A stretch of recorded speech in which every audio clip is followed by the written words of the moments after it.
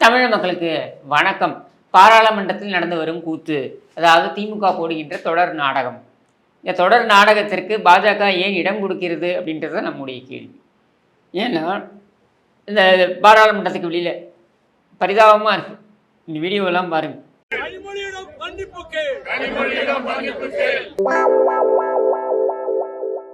வைகோ எப்படி இருந்த வைகோ எப்படி இருந்த நான் இப்படி ஆகிட்டேன்ற கதையா? எப்படி இருந்த வைகோ இப்படி ஆகிட்டே இருப்பார். மன்னிப்பு கேள், மன்னிப்பு கேள். யாரிடம் மன்னிப்பு கேட்க வேண்டும்? கனிமொழியிடம் மன்னிப்பு கேள்.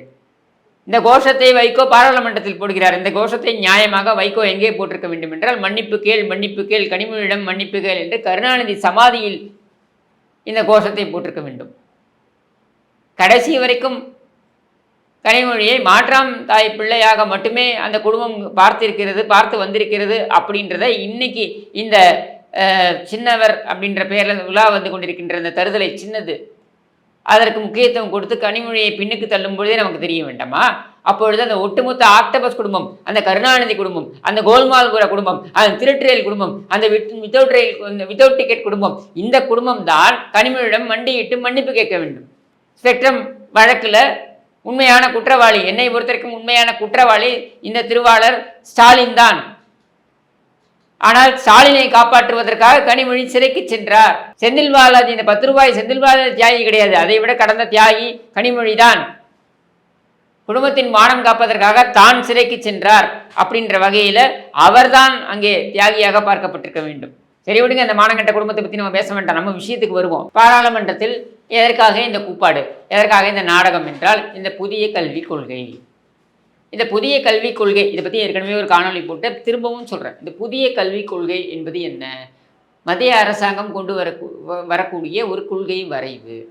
நம்முடைய நாடு எடுத்துக்கிட்டோம்னாக்கா இங்கே வந்துட்டு வேற்றுமை அதில் ஒற்றுமை அப்படின்றதற்காக நம்ம பல்வேறு திட்டங்களை முன்னெடுக்கிறோம். இதில் ஒரு மாநிலம் அல்ல ஒரு பகுதி அப்படின்றது பின்பற்றக்கூடிய விஷயங்களை எல்லாம் இன்னொரு பகுதி நேர்மறை எதிராக பின்பற்றுமா என்றால் அதற்கான சாத்தியக்கூறுகள் அதிகம். அவ்வாறு இருக்கக்கூடிய ஒரு நாட்டில் நீங்கள் ஒரே விதமான ஒரு கொள்கையை கொண்டு வர முடியுமா என்றால் மிக மிக மிக கடினம். ஆனால் மத்திய அரசாங்கம் என்று வரும்பொழுது அவர்கள் ஒரு கொள்கை வரைவை கொண்டு வந்து, இந்த கொள்கை வரைவை கூடுமான வரையில் எந்தெந்த மாநிலங்கள், அதாவது அனைத்து மாநிலங்களும் எந்தெந்த விஷயங்கள் குறைந்தபட்ச புரிந்துணர்வின் அடிப்படையில் எந்தெந்த விஷயங்களை எடுத்துக்கொள்ள முடியும் அப்படின்றதைத்தான் கொண்டு போய் சேர்க்க முடியும், திணிக்க முடியாது, கொண்டு போய் சேர்க்க முடியும். அப்படி கொண்டு போய் சேர்க்கலாம் என்கிற அந்த நிலைப்பாட்டில் உருவாக்கப்பட்டது தான் இந்த மாநில அரசாங்கங்களை கலந்தாலோசித்து கொண்டு வரப்பட்ட இந்த கல்விக் கொள்கை. இது இப்போ மட்டும் இல்லை, 1968 கொண்டு வந்தாங்க, 68 இந்திரா காந்தி அம்மையார் இருந்த பொழுது கொண்டு வந்தாங்க, 86 ராஜீவ்காந்தி பிரதமராக இருந்த பொழுது அது கொண்டு வந்தார். அதுக்கப்புறம் இப்போ மோடி பிரதமராக இருக்கும்பொழுது இதை கொண்டு வந்திருக்கிறார்கள். ஒவ்வொரு முறையும் இதை கொண்டு வந்த பொழுதும் ஒரு சில மாநிலங்கள் வேறு ஒரு நிலைப்பாட்டை எடுக்கிறார்கள். தமிழ்நாடு, கேரளா போன்ற மாநிலங்கள் வேறு வேறு நிலைப்பாடுகளை எடுக்கிறார்கள் அப்படின்றத நம்மளால் பார்க்க முடிகிறது. இந்த நிலைப்பாடுகளை மத்திய அரசாங்கம் ஏற்க முடியாதுன்னு சொல்ல முடியுமா என்றால், அவர்கள் ஏற்க விரும்பவில்லை என்றாலும் அதை கட்டாயப்படுத்த முடியாது. ஏனென்றால் இந்த கல்விக் கொள்கை என்பது, இதுதான் நீங்கள் கூர்ந்து கவனிக்கணும், இந்த கல்விக் கொள்கை என்பது சட்டப்படி நீங்கள் கட்டாயப்படுத்த முடியாது யாரையும். இது ஒரு கொள்கை வரைவு. ஆனால் இந்த கொள்கை வரைவு எதற்கு அடிப்படையாக அமையும் என்றால், இப்போ ஐஐடி போன்ற கல்லூரிகள் இருக்கு இல்லையா, பல்கலைக்கழகங்கள் இருக்கு இல்லையா, இங்கே நீங்கள் நுழைவுத் தேர்வு அப்படின்னு வரும்பொழுது, தேர்ச்சி என்று வரும்பொழுது, அப்போது அதுக்கான அடிப்படையாக இந்த கல்விக் கொள்கையில் இருக்கக்கூடிய திட்டங்கள் அப்படின்றத பின்பற்ற வேண்டிய தேவை ஏற்படுகிறது. அவ்வாறு தேர்வை ஏற்படக்கூடிய மாணவர்கள் அதற்கு போகலாம். இப்போ மாநில அரசாங்கம் நடத்தக்கூடிய அரசு பள்ளிகளில் இதை திணிக்க முடியுமா என்றால் முடியாது. ஒரு மாநிலத்தின் மீதே திணிக்க முடியுமா என்றால் முடியாது. ஆனால் சிபிஎஸ்சி பள்ளிகள் அவங்க மத்திய கட்டுப்பாட்டில் இருக்க காரணத்தினால, அதாவது சிலபஸ் அது மத்திய கட்டுப்பாட்டில் அந்த பாடத்திட்டங்கள் இருக்கின்ற காரணத்தினால அவர்களால் அதை கொண்டு வர முடியும். அப்போ கட்டாயமே இல்லை அப்படின்ற ஒரு நிலையில், சட்டப்படி உங்களை கட்டாயப்படுத்த முடியாது அப்படின்ற நிலையில் இருக்கக்கூடிய ஒரு கொள்கையை அவர்கள் திணிக்கிறார்கள் அப்படின்னு நீங்கள் இங்கே ஒரு பூச்சாண்டியை காட்ட வேண்டிய அவசியம் எங்கிருந்து வந்தது? 68லேருந்து பார்த்தீங்கன்னாக்க 67 திராவிட முன்னேற்ற கழகம் அரசு முதல் முறை ஆட்சி அமைக்கிறது. 67லேருந்து எடுத்தீங்கன்னாக்கா 2025 வரைக்கும் பார்த்தோம்னா கிட்டத்தட்ட 30 ஆண்டுகளுக்கும் மேலாக 35 ஆண்டுகள் வரைக்கும் சொல்லலாம் நம்ம. அந்த காலகட்டங்கள் அதிமுக ஆட்சி தான் இருந்திருக்கிறது மாநிலத்தில். அப்பொழுதெல்லாம் இது போன்ற மத்திய அரசாங்கம் கல்வி கொள்கைகளை கொண்டு வரும்பொழுது அதை தமிழகம் முழுவதுமாக ஏற்றுக்கொண்டது கிடையாது. எது தேவையோ அதை ஏற்றுக்கிட்டு இருக்காங்க, எது தேவையில்லையோ அதை விட்டுட்டாங்க. அப்போ தேவையான திட்டங்கள் அப்படின்றதுக்கு ஒதுக்கக்கூடிய நிதி இருக்கு இல்லையா, அதை நிறுத்த முடியாது. தேவையில்லை என்று நாம் சொல்லக்கூடிய திட்டங்கள் இருக்கு இல்லையா, இந்த இல்லை என்று நாம் முடிவெடுத்து விட்ட திட்டங்களுக்கு நீங்கள் நிதியை தாருங்கள் என்று போய் கேட்கும் பொழுது தான் அவர்கள் இந்த திட்டத்தையே நீங்கள் ஏற்றுக்கொள்ளாத போது இதுக்கு எப்படி நிதி ஒதுக்க முடியும் அப்படின்ற கேள்வியை கேட்குறாங்க. இது நியாயமான கேள்வி. ஒரு திட்டம் எனக்கு உடன்பாடு இல்லை, நான் அதை ஏற்றுக்க மாட்டேன் அப்படின்னு நான் சொல்லிட்டேன்னா அப்போ அந்த திட்டத்துக்கு கீழே நீ கேட்க முடியுமா? ஆனால் இவர்கள் கேட்டிருக்கிறார்கள். எப்படின்னா இந்த பிஎம் ஸ்ரீ திட்டம்.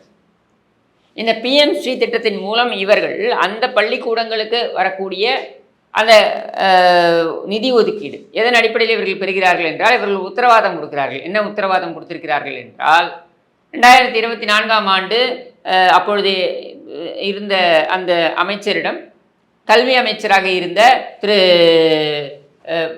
மகேஷ் பொய்யாமொழி, அந்த அன்பில் மகேஷா, அந்த தனக்கான உதவாநிதியுடைய ரசிகர் மன்ற தலைவர், அந்த ரசிகர் மன்ற தலைவர் அவன் தான் கல்வி அமைச்சர். அவன் டெல்லிக்கு போய் கனிமொழி அவனை அழைத்து கொண்டு சென்று இந்த தர்மேந்திர பிரதான் அவர்களை சந்தித்து அப்பொழுது ஒரு உத்தரவாதத்தை கொடுத்திருக்கிறார்கள். என்ன உத்தரவாதத்தை கொடுத்திருக்கிறார்கள் என்றால், நாங்கள் ஒரு குழு அமைக்கிறோம், நாங்கள் அந்த குழுவை அமைத்து எங்களுடைய நோக்கம் இந்த பிஎம்சி திட்டத்தை ஏற்றுக்கொள்ள வேண்டும் என்பது தான். நாங்கள் ஒரு குழு அமைத்து அந்த குழுவின் கீழ் சில கல்வி நிபுணர்களை அமைத்து அந்த கல்வி நிபுணர்கள் கொடுக்கின்ற யோசனையின் அடிப்படையில் இந்த பிஎம்சி திட்டத்திற்கு நாங்கள் உடன்படுவோம் அப்படின்னு சொல்லியிருக்காங்க. ஆனால் அந்த குழு அமைத்தார்களா, அந்த குழு ஏதாவது சிபாரிசு கொடுத்ததா அப்படின்றதெல்லாம் எதுவுமே தெரிவிக்கலை. அப்போது குழு அமைத்தார்களா என்று தெரியாது, அந்த குழு என்ன அப்படி அமைத்திருந்தால் அந்த குழு என்ன சிபாரிசுகளை கொடுத்திருந்தார்கள் அப்படின்றதும் தெரியாது. ஆனால் உத்தரவாதம் மட்டும் அங்கே கொடுத்திருக்கிறார்கள். இப்போ நம்ம கேட்டோன்னா என்ன சொல்கிறாங்கன்னா, நாங்கள் தான் குழு அமைக்கிறோன்னு சொல்லிட்டோமே அப்படின்ட்டு. குழு அமைக்கிறேன்னு சொல்லிட்டீங்க, ஆனால் அந்த குழு அமைத்தீர்களா இல்லையான்னு எங்களுக்கு சொல்லலையே. இதில் பார்த்தீங்கன்னா 2 தவணையை பெற்றுக்கொண்டு விட்டார்கள். நாங்கள் குழு அமைக்கிறோம், குழுவின் பரிந்துரையின் அடிப்படையில் நாங்கள் உடன்படுவோம்னு சொல்லி 2 தவணைகள் பெற்றுக்கொண்டு விட்டார்கள். 3வது தவணை வரும்பொழுது தான் அவன் கேள்வி கேட்குறான், நீங்கள் குழு அமைச்சிங்களா, பரிந்துரை வந்ததா, பரிந்துரை வந்தது என்றால் அந்த பரிந்துரை எந்த பரிந்துரைகளை நீங்கள் ஏற்றுக்கொள்ளப் போகிறீர்கள், அதில் எங்களுடைய திட்டத்திற்கு நீங்கள் உடன்படுகிறீர்களா இப்படின்ற கேள்வி வருது. இந்த கேள்விக்கு பதில் சொல்வதற்கு இவர்களால் முடியவில்லை. ஏனென்றால் இவர்கள் எனக்கு தெரிந்து குழுவை அமைக்கலை. இங்கே டம்மி குழுக்கள் பல அமைக்கப்பட்டிருக்கின்றன. அவைகள் கொடுக்கக்கூடிய அந்த ஆலோசனைகளும் இவர்கள் ஏற்றுக்கொண்டார்களான்னு நமக்கு தெரியாது. நிதிநிலை பற்றி பார்த்தீங்கன்னாக்க ரகுராமராஜன் உட்பட பெரிய பெரிய சர்வதேச நிதி ஆலோசகர்கள் அவர்களை வைத்து ஒரு குழு வச்சாங்க, ஞாபகம் இருக்கா? அந்த குழுவை வைத்து நாங்கள் 6R அப்படின்னு எல்லாரும் அப்போ பெரிய பாராட்டினாங்க, முதல்வரின் 6R அப்படின்ட்டு. என்னடா 6R அப்படின்னா இந்த குழு கொடுத்து தமிழகத்தின் நிதிநிலையை தூக்கி நிறுத்திடுமா. 4 ஆண்டுகளாக கடனை மட்டும்தான் வாங்கி கொண்டிருக்கிறது இந்த அரசாங்கம். அதுவும் இந்தியாவிலேயே அதிகம் கடன் வாங்கும் மாநிலமாக தமிழகம் இன்றைய உயர்ந்து நிற்கிறது. அப்போ இந்த சர்வதேச நிதி ஆலோசகர்கள் கொண்ட குழு என்ன செய்தது என்றால் தெரியாது. அதுபோலத்தான் இவர்கள் இந்த குழு அப்படின்ற ஒரு பூச்சாண்டியை காண்பித்திருக்கிறார்கள். இப்போ கட்டாயம் இல்லை, சட்டப்படி கட்டாயம் இல்லை என்று இருக்கக்கூடிய இந்த கல்விக் கொள்கையை அவர்கள் திணிக்கிறார்கள். நீங்கள் எப்படி சொல்கிறீங்க அப்படின்றது கேள்வி. இவர்கள் திணிக்கிறார்கள் அப்படின்னு சொல்கிறதும், அவர்கள் நீங்கள் இதை ஏற்றுக்கொள்ள வேண்டும் அப்படின்னு சொல்கிறதும் சொல்லி வைத்து பேசி வைத்து நடக்கின்ற நாடகம்தான் இது. சட்டப்படி உங்களை கட்டாயப்படுத்த முடியாதுன்னா நீ எதுக்கு கத்திக்கிட்டு இருக்க? அவங்க கல்விக் கொள்கையை ஒன்று கொண்டு வரான் போகிறான், உனக்கு என்ன வந்துச்சு? அப்போ இதை திணிப்பு என்று இவர்கள் ஒரு நாடகம் ஆடுகிறார்கள். இந்த நாடகத்தை அரங்கேற்றுவதற்காக கனிமொழிக்கு அசைன்மெண்ட் கொடுத்து டெல்லிக்கு அனுப்பப்பட்டிருக்கிறார். அவரும் அதை அரங்கேற்றுகிறார். இதில் பார்த்தோம்னா அங்கே மத்திய அமைச்சர் என்ன சொல்கிறாரு, திமுக எம்பிக்களை பார்த்து, திமுக எம்பிக்கள் அநாகரிகமாக நடந்து கொள்கிறீர்கள் அப்படின்ற உண்மையை சொல்லியிருக்கிறார்.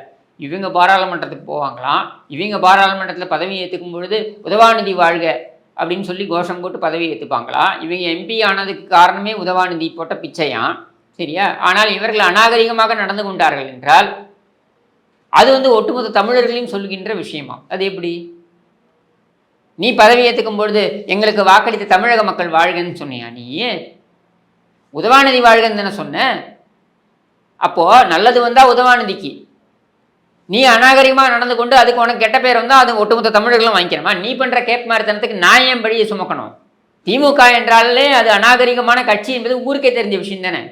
அப்போ நீ சில்லறத்தனத்தை பண்ணிட்டு வருவ, நீ போக்கிரித்தனத்தை பண்ணிட்டு வருவ, நீ கேப்மார்த்தனத்தை பண்ணிட்டு வருவ, நீ கருணாநிதி தனத்தில் ஈடுபட்டுட்டு வருவ. அதற்கு உன்னை கேள்வி கேட்டால் உடனே ஒட்டுமொத்த தமிழர்களே அதுக்கு பொறுப்புன்னு சொல்வீங்களா? இப்போ சொல்கிறாரு இல்லையா, திராவிட மாடல். அது என்ன திராவிட மாடல்? ஏன் கருணாநிதி மாடல்னு சொல்லு. கருணாநிதி மாடல்னால் உடனே மனைவி துணைவி இணைவின்னு கேட்காதீங்க. நான் சொல்கிறது கருணாநிதி கொண்டு வரக்கூடிய ஆட்சி, கருணாநிதி கொடுத்த அந்த ஆட்சி, அதைத்தான் மாடல்னு சொல்கிறேன். இப்போ கேள்வி, அந்த கருணாநிதி மாடல்னு சொல்கிறதுக்கு முன்னாலே ஏன் முடியல? இல்லை திமுக மாடல்னு சொல்லாது என்ன திராவிட மாடல்? ஏன்னா இங்கே தமிழகத்தை அதிகப்படியான ஆண்டிருக்கின்ற கட்சி அனைத்து அண்ணா திராவிட முன்னேற்ற கழகம் அப்படின்ற நிலையில் அவர்களுடைய சாதனைக்கும் சேர்த்து தான் சிக்கர் ஒட்டி கொள்வது. அதற்காகத்தான் திராவிட மாடல் என்று சொல்கிறது.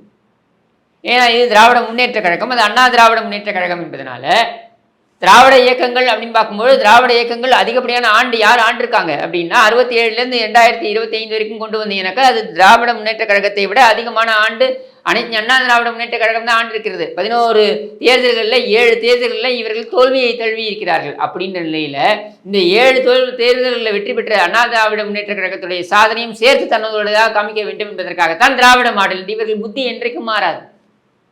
அடுத்தவன் கட்சியை அபகரிக்கிறது, அடுத்தவன் உழைப்பை ஆட்டையை போடுறது, தனிப்பட்ட விதத்தில் விட்டுருங்க, அடுத்தவன் மனைவி ஆட்டையை போடுறது, அதுக்குள்ளெல்லாம் போக விரும்பல. ஆனால் இதை எப்பொழுதுமே மற்றவர்களுடைய ஆட்டையை போடுறது என்பதனையே வழிமுறையாக கொண்டிருக்கின்ற கேவல ஜென்மங்கள் இவர்கள். அதனால் பாராளுமன்றத்தில் இவர்கள் வாங்கக்கூடிய திட்டை நம்மில் சுமத்துகிறார்கள். தமிழர்களே சொல்லிவிட்டார்கள். நாங்கள் இங்கே தமிழர்கள் எங்கே சொன்னார்கள்? நீ கேப் மரத்தனம் மொள்ள மரத்தில் பண்ணால் நீ தான் அதுக்கு பொறுப்பு. தமிழர்கள் எப்படி பொறுப்பு ஏற்றுக்க முடியும்? இல்லாத ஒரு திணிப்பை இருப்பதாக இவர்கள் காண்பித்துக் கொண்டிருக்கிறார்கள் அப்படின்றது தான் இங்கே பார்க்க வேண்டியதாக இருக்குது. சரி, இந்த நிதி ஒதுக்கீடு தரல அப்படின்னு அவங்க சொல்கிறாங்கன்னு உங்களுடைய கூற்றுப்படியே வருவோம். நிதி ஒதுக்கீடு தரலன்னா 2000 கோடி தரலன்னு சொல்லி நீதிமன்றத்துக்கு போக வேண்டியதானே? நீயே இந்த 10 ரூபாய் தியாகி செந்தில் பாலாஜியை காப்பாற்றுவதற்கு உன்னால் முகுல் ரோகத்துக்கு வரைக்கும் உன்னால் ஒரு நாளைக்கு ஒரு ஹியரிங்க்கு 60 லட்ச ரூபாய் 70 லட்ச ரூபாய் 1 கோடி ரூபாய் கொடுத்து உன்னால் நிறுத்த முடிகிறது என்றால் ஏன் இந்த தமிழகத்தின் மாணவ செல்வங்களுடைய எதிர்காலத்தை காக்கும் பொருட்டு இந்த 2000 கோடி ரூபாய் எனக்கு தர வேண்டும் அப்படின்னு சொல்லி உன்னால் ஏன் போய் ஒரு நீதிமன்றத்துக்கு நாட முடியவில்லை? ஏன்னா நீதிமன்றம் உன்னை கேட்கும். என்ன கேள்வி கேட்கும்? ஏன்பா இது கட்டாயமே இல்லையே, சட்டப்படி உன்னை கட்டாயப்படுத்த முடியாதுங்கிற பொழுது அவன் கொண்டு வந்திருக்கின்ற அந்த கல்விக் கொள்கையை நீ ஏற்றுக்காத, முடிஞ்சு போச்சு, இது எதுக்கு நீ இங்கே வர அப்படின்னு கேள்வி கேட்பாங்க. அப்படின்றதுனால தான் நீ நீதிமன்றத்துக்கு போகலை. செத்து போன அந்த இத்து போன கருணாநிதிக்கு, திருவாரூருடைய செயல்படாத எம்எல்ஏவாக செத்து போன அந்த கருணாநிதிக்கு புதைக்கிறதுக்கு குழி வேண்டும் அப்படின்னு பிச்சை எடுக்கிறதுக்கு இரவோட இரவாக அத்தனை லாயர்களையும் கொண்டு போய் நிறுத்த முடிஞ்சது உன்னால் நீதிமன்றத்தில். பிச்சை எடுக்கிறதுக்கு, பொய் சொல்கிறதுக்கு, அவரை மரீனா கடற்கரையில் புதைக்கவில்லை, கூவக்கரையில் தான் புதைக்கிறோன்னு புழுகிறதுக்கு போய் நிறுத்த முடியுறதில்ல. ஏன் உன்னால் இப்போ அந்த லாயர்ஸ் எல்லாம் கொண்டு போய் அந்த வழக்கறிஞர்கள்லாம் கொண்டு போய் நீதிமன்றத்தில் நிறுத்த முடியல? இந்த கல்வி ஆண்டிலேயே எங்களுக்கு அந்த உரிய நீதி வர வேண்டும், அதற்கு நீதிமன்றம் உடனே தலையிட வேண்டும், அவசர வழக்காக ஏற்க வேண்டும் என்று ஏன் உன்னால் சொல்ல முடியவில்லை? அப்போ அதிலிருந்தே உங்களுடைய இந்த நாடகம் வெளியே வருதில்ல. சில மாதங்களுக்கு முன்னர் நான் சொல்கிறது 2024ஆம் ஆண்டு, 2024ஆம் ஆண்டு கூட சொல்ல முடியாது, 2023ஆம் ஆண்டு வட மாநிலங்களில் நடந்த தேர்தல்கள். இந்த தேர்தலுக்கு உதவுவதற்காக உதவாநிதி சனாதனம், டெங்கு, மலேரியா போன்றது, அதை நாங்கள் ஒழிப்போம் அப்படின்னு சொல்லி சொன்னார். அப்பொழுது காங்கிரஸ் மெல்லவும் முடியாமல் முழுங்கவும் முடியாமல் வேடிக்கை பார்த்து கொண்டிருந்தது. திரிணாமுல் காங்கிரஸுடைய மம்தா பானர்ஜி இது தவறு என்று சுட்டி காண்பித்தார். கெஜ்ரிவால் சுட்டி காண்பித்தார். அந்த தேர்தலில் பார்த்தீங்கன்னா காங்கிரஸ் மிகப்பெரிய பின்னடைவை சந்தித்தது. வட மாநிலங்களில் சனாதனம் என்பது வேறு விதமாக பார்க்கப்படுகிறது. அதோடைய அர்த்தம் என்பதே இந்து மதத்துடன் கலந்து பார்க்கப்படுகிறது. தமிழகத்தில் அது வேறு விதமாக இங்கே ப்ரொஜெக்ட் செய்யப்பட்டிருக்கு, காண்பிக்கப்பட்டிருக்கு. அப்போ இதை மிகப்பெரிய அளவில் ஒரு பிரச்சாரமாக எடுத்து சென்றார்கள் பாஜகவினர். எங்கே? தமிழகத்தில் எடுத்து செல்ல. பேசியது உதவாநிதி தமிழ்நாட்டில். அப்போ நீ இதை விவாத பொருளை தமிழ்நாட்டில் ஆக்கியிருக்கணும். ஆனால் இவர்கள் தேசிய அளவில் ஒரு மிகப்பெரிய விவாத பொருளாக கொண்டு சென்றார்கள். அந்த தேர்தலுக்காக வேண்டி அவர்கள் அதை கொண்டு சென்றார்கள். அதற்கு கைமாறாகத்தான் அவர்கள் இப்பொழுது திமுக இந்த தேர்தலை சந்திக்கவிருக்கின்ற நிலையில், பொது தேர்தலை சந்திக்கவிருக்கின்ற நிலையில் இந்த மொழி என்கிற சென்டிமெண்ட்டை வைத்து நீங்கள் ஒரு அக்கப்போரை ஏற்படுத்துங்கள், அதுக்கு நாங்கள் உதவுகிறோம் என்று செய்கிறார்களோ அப்படின்ற ஒரு சந்தேகம் நம் மனதில் வருகிறது. கோவிலுக்கு போகிறவன் போயிட்டு தான் இருக்கான், இன்னும் அதிகமாயிட்டு தான் இருக்குது. ஆனாலும் சனாதனத்தை ஒழிப்பேன்னு அவசியமே இல்லாமல் அங்கே உதவாநிதி பேசியதற்கு காரணம் பாஜக மத்திய பிரதேசத்திலையும் சத்தீஸ்கர்லையும் மற்ற மாநிலங்களையும் ராஜஸ்தான்லையும் இங்கெல்லாம் வெற்றி பெற வேண்டும் என்பதற்கு இந்த மத ரீதியான பிரச்சனை தேவைப்பட்டது. அங்கே மதம் ஒரு பிரச்சனையாக தேவைப்பட்டது, அதற்கு உதவாநிதி உதவினார் என்றால், இங்கே மொழி ஒரு பிரச்சனையாக இங்கே இருக்கிறது என்பதற்காக தர்மேந்திர பிரதான் உதவுகிறாரா அப்படின்ற கேள்வி வருகிறது. ஏனென்றால் கட்டாயமே இல்லாத விஷயத்தை கட்டாயமாக இருப்பது போல இவர்கள் காண்பிப்பதை பார்க்கும் பொழுது நமக்கு அந்த சந்தேகம் வலுப்பெறுகிறது. அப்போ நீங்கள் புரிஞ்சுக்கணும், டாஸ்மாகில் 1 லட்சம் கோடி ஊழல், அரிசியை கொண்டு போய் இன்னொரு இடத்துல கொண்டு போய் பதப்படுத்துவது, அதற்காக கொண்டு போகக்கூடிய அந்த போக்குவரத்தில் 1000 கோடி ஊழல், டீயிலும் ஊழல், உண்பதிலிருந்து ஆரம்பித்து கழிப்பது வரைக்கும் எல்லாவற்றிலும் ஊழல் செய்து கொண்டிருக்கின்ற இந்த அரசாங்கத்துடைய தகுதித்தங்கள் எல்லாம் ஒன்று மாறி ஒன்று வெளியே வந்து கொண்டிருக்கிறது என்ற நிலையில் இவர்கள் அதை மடைமாற்றம் செய்வதற்காக இல்லாத ஒரு திணிப்பை இருப்பதாக காண்பித்துக் கொண்டிருக்கிறார்கள். இதற்கு மத்திய அரசாங்கம் துணை போகிறதா அப்படின்ற கேள்வி வருகிறது. இங்கே சட்டம் ஒழுங்கு சீர்கெட்டு போயிருக்கிறது. அதை பற்றியெல்லாம் பேசுவதற்கு யாரும் இல்லை என்பதை விட இங்கே எதிர்க்கட்சிகள் கேள்வி கேட்டாலும் அவர்கள் ஒடுக்கப்படுகிறார்கள் அப்படின்ற நிலையில் மொத்தமாக இதை மொழிப்போர் அல்லது மொழி பிரச்சனை என்கிற இடத்தில் கொண்டு போய் புதைத்து விடலாம் என்று ஸ்டாலின் மனப்பால் குடிக்கிறார் என்றால் இது முறியடிக்கப்படும் என்பதனை இங்கே திட்டவட்டமாக தெரிவித்துக் கொள்கிறோம். மக்கள் இனியும் முட்டாள்கள் ஆகப் போவதில்லை. ஒரு முறை உன் மீதும் நம்பிக்கையை வைத்து உன்னை கொண்டு வந்து முதலமைச்சர் பதவியில் வைத்ததற்கு கூடுமான பலனையும் இன்னும் சொல்ல வேண்டுமென்றால் நீ சொல்லாதது எல்லாத்தையும் செஞ்சு எங்களை ஒரு வழி செய்து விட்டாய் என்கிற நிலையில் இனியும் உன்னை மக்கள் நம்ப தயாராக இல்லை என்பதனை கூறி உன் நாடகம் கண்டிப்பாக எடுபடாது என்று கூறி விடைபெறுகிறேன். நன்றி, வணக்கம்.